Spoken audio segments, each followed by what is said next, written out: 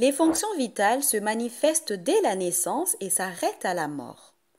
Ces fonctions se réalisent au niveau des structures minuscules du corps nommées cellules, qui sont des unités fondamentales de la vie. Des microbes aux animaux, en passant par les végétaux, tous en sont tributaires. L'enseignante et ses élèves doivent chercher à appréhender cette réalité. Bonjour!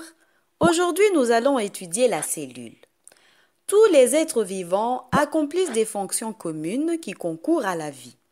De la naissance à la mort, ils se nourrissent, croissent, respirent, se reproduisent, exécutent divers mouvements et rejettent des déchets. Ces principales fonctions sont réalisées grâce aux cellules qui sont des structures fondamentales des êtres vivants.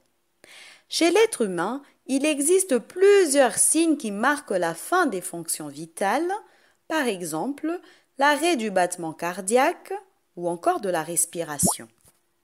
Les principales catégories d'êtres vivants sont les microbes, les champignons, les végétaux et les animaux, vertébrés et invertébrés.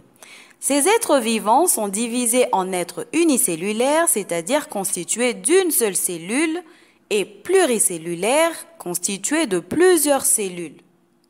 La cellule est une unité vivante. Elle se nourrit en puisant dans le milieu extracellulaire les nutriments nécessaires au maintien de son activité et de sa croissance. La cellule, animale ou végétale, est constituée d'un cytoplasme entouré par une membrane appelée membrane cellulaire et par un noyau, le plus souvent entouré par une membrane appelée membrane nucléaire. Dans le cytoplasme se trouve une substance fondamentale appelée hyaloplasme ou cytosol, dans laquelle baignent plusieurs éléments minuscules qui constituent les centres d'activité cellulaire. Ce sont des organites cellulaires. Les cellules animales et les cellules végétales ont des ressemblances mais aussi des différences. Leurs éléments communs sont le cytoplasme, la membrane cellulaire, aussi appelée membrane cytoplasmique, le noyau, la membrane nucléaire, la substance fondamentale, hyaloplasme et cytosol.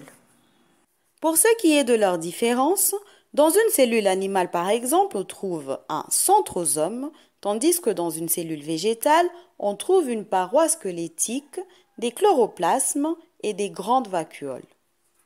Les cellules sont divisées en deux types.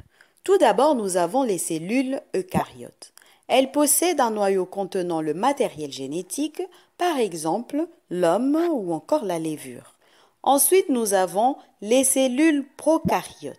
Elles sont dépourvues de noyau, leur matériel génétique est donc libre dans la cellule, par exemple les bactéries. En conclusion, nous venons de voir que la cellule est l'unité fondamentale des êtres vivants. Elle est composée de la membrane cytoplasmique, un cytoplasme, un noyau et une enveloppe ou membrane nucléaire. Maintenant, c'est à vous de répondre à ces questions. Première question, qu'est-ce qu'une cellule? Deuxième question, combien de catégories d'êtres vivants distingue-t-on en fonction du nombre de cellules?